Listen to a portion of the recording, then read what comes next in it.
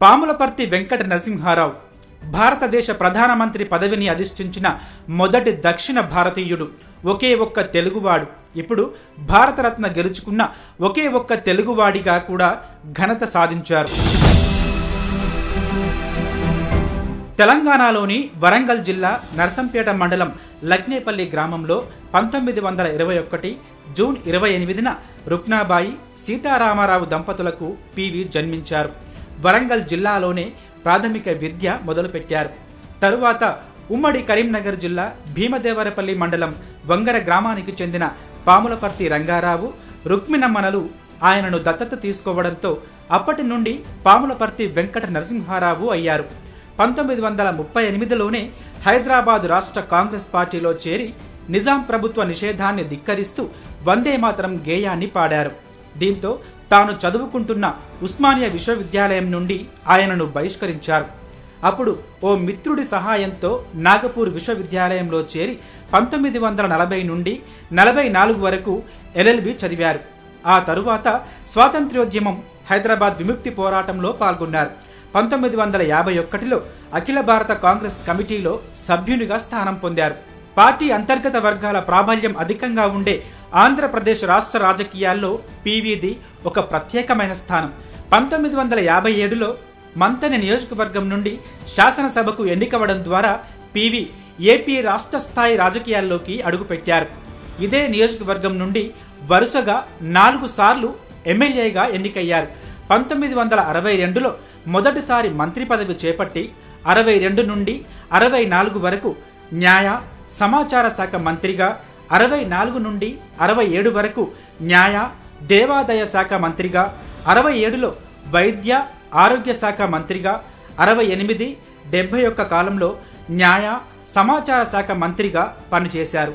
1969లో కొన్ని పరిస్థితుల వల్ల ముఖ్యమంత్రిని మార్చడమనేది కాంగ్రెస్ పార్టీ ముందున్న తక్షణ సమస్యగా మారింది.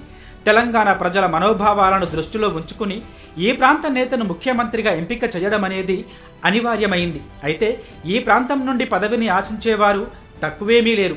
పదవిని ఆశిస్తున్న ఉద్దండులెందరో ఉండగా ఆ పదవి మాత్రం పివిని వరించింది.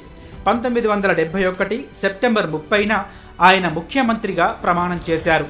అయితే ముఖ్యమంత్రిగా పివి రికార్డు అంత గొప్పదేమీ కాదు. అధికారం చేపట్టగానే పార్టీలో అసమ్మతి మొదలైంది. దానివల్ల అధిష్టానంతో చర్చించేందుకు ఢిల్లీ, హైదరాబాద్ మధ్య తిరగడంతోనే సరిపోయేది. తాను ముఖ్యమంత్రిగా ఉండగా భూ సంస్కరణలను అమలు పరిచేందుకు చర్యలు తీసుకున్నారు. దాంతో భూస్వామ్య వర్గాలు తిరగబడ్డాయి. పట్టణ భూగరిష్ట పరిమితి చట్టం తెచ్చిన ఘనత కూడా ఆయనదే. ఇక ముల్కీ నిబంధనలపై సుప్రీంకోర్టు ఇచ్చిన తీర్పుతో ఆందోళన చెందిన కోస్తా, రాయలసీమ నాయకులు ప్రత్యేక ఆంధ్ర రాష్ట్రం కోరుతూ జై ఆంధ్ర ఉద్యమం చేపట్టారు. పివిని తెలంగాణ నాయకుల పక్షపాతిగా ఆంధ్ర, రాయలసీమ నాయకులు ఆరోపించారు. ఉద్యమంలో భాగంగా ఆ ప్రాంత మంత్రులలో చాలా మంది రాజీనామా చేశారు.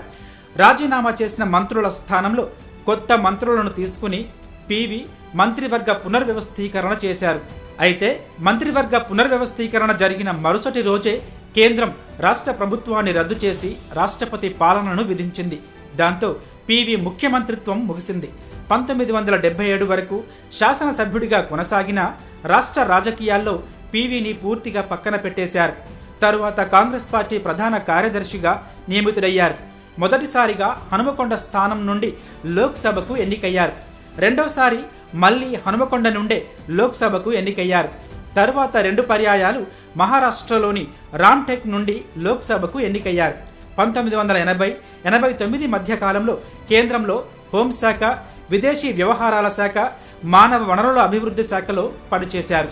1991 సార్వత్రిక ఎన్నికలలో పోటీ చేయకుండా దాదాపుగా రాజకీయ సన్యాసం తీసుకున్నారు పివి.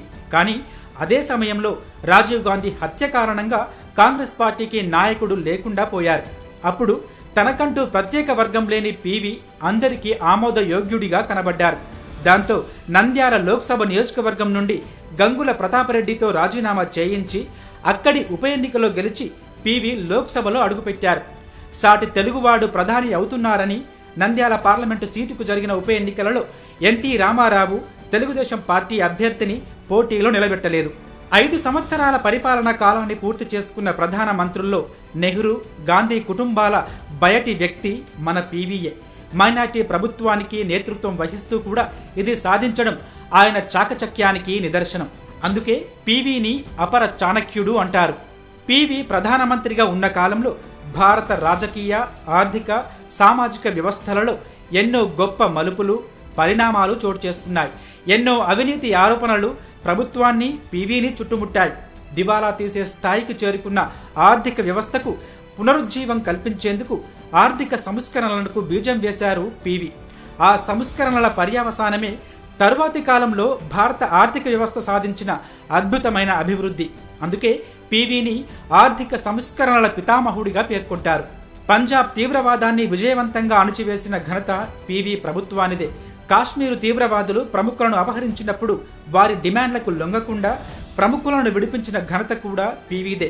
ఇజ్రాయిల్తో దౌత్య సంబంధాలు, తీవ్రవాదానికి పాకిస్తాన్ ఇస్తున్న ప్రోత్సాహాన్ని బయటపెట్టి ప్రపంచ దేశాల్లో చర్చకు పెట్టడం, ఆగ్నేయాసియా దేశాలతో సంబంధాలు పెంచుకోవడం వంటివి విదేశీ సంబంధాల్లో పీవీ ప్రభుత్వం సాధించిన అనేక విజయాల్లో కొన్ని. భారతదేశపు లుకీస్ట్ పాలసీ ప్రధాని పీవీ దార్శనికతకు నిదర్శనం. ఇది దేశ విదేశాంగ విధానాలను కొత్త పుంతలు తొక్కించింది. ఈ విధానం 2014లో ఎన్డీఏ ప్రభుత్వం ఏర్పడే వరకు కొనసాగింది. 1998లో వాజ్పేయి ప్రభుత్వం జరిపిన అణుపరీక్షల కార్యక్రమాన్ని మొదలుపెట్టింది కూడా పీవీ ప్రభుత్వమే. పీవీ రాజకీయంగా తీరిక లేకుండా ఉన్నా సాహిత్య కృషి, కంప్యూటర్ను ఉపయోగించడం వంటి పనులు మాత్రం అలాగే కొనసాగించేవారు. పీవీ నరసింహారావు బహుభాషా కోవిదులు. ఇంగ్లీష్, హిందీ మాత్రమే కాక మొత్తం 17 భాషల్లో ఆయనకు పట్టు ఉంది. కోబాల్, బేసిక్, యునిక్స్ ప్రోగ్రామింగ్ వంటి మెషిన్ భాషలలో కూడా మంచి ప్రావీణ్యం ఉంది. ఆయన చేసిన సాహిత్య కృషికి గుర్తింపుగా సాహిత్య అకాడమీ పురస్కారాన్ని కూడా ఆయన అందుకున్నారు. నరసింహారావు సత్యమ్మరావును వివాహం చేసుకున్నారు. వారికి 3 కుమారులు, 5 కుమార్తెలు ఉన్నారు. పెద్ద కుమారుడు పీవీ రంగారావు మాజీ ముఖ్యమంత్రి కోట్ల విజయభాస్కర్ రెడ్డి మంత్రివర్గంలో విద్యాశాఖ మంత్రిగా, వరంగల్ జిల్లాలోని హనుమకొండ అసెంబ్లీ నియోజకవర్గం నుంచి ఎమ్మెల్యేగా 2 పర్యాయాలు పనిచేశారు. రెండవ కుమారుడు పీవీ రాజేశ్వరరావు సికింద్రాబాద్ లోక్సభ నియోజకవర్గం నుంచి 1996-97లో పార్లమెంటు సభ్యునిగా ఉన్నారు. కూతురు సురభివాణిదేవి చిత్రకారునిగా, విద్యావేత్తగా, సామాజిక కార్యకర్తగా పనిచేస్తున్నారు. 2021 మార్చిలో జరిగిన మహబూబ్ నగర్, రంగారెడ్డి, హైదరాబాద్ పట్టభద్రుల ఎమ్మెల్సీగా గెలుపొందారు. 2004 డిసెంబర్ 23న పీవీ నరసింహారావు కన్నుమూశారు. ఆ తరువాత అతని కుటుంబం పీవీ అంత్యక్రియలను న్యూఢిల్లీలో ప్రభుత్వ లాంఛనాలతో జరగాలని కోరుకుంది. అంతకు ముందు మరణించిన భారత మాజీ ప్రధానులందరి అంత్యక్రియలు ప్రభుత్వ లాంఛనాలతో న్యూఢిల్లీలో జరగడం, వారికి అక్కడ ఒక స్మృతి చిహ్నం ఏర్పాటు చేయడం సాధారణంగా జరిగేది. కానీ అప్పటి కాంగ్రెస్ ప్రభుత్వం పీవీ అంత్యక్రియలను ఢిల్లీలో కాకుండా హైదరాబాద్లో జరిగేలా చేసింది. ఢిల్లీ నుంచి పీవీ భౌతిక కాయాన్ని హైదరాబాద్ తీసుకువచ్చే క్రమంలో కాంగ్రెస్ కార్యాలయంలో అభిమానుల సందర్శనార్థం ఉంచడానికి కూడా అప్పుడు అనుమతి ఇవ్వలేదు. ఇప్పుడు మోదీ ప్రభుత్వం పీవీ నరసింహారావును భారతదేశపు అత్యున్నత పురస్కారమైన భారతరత్నతో గౌరవించింది.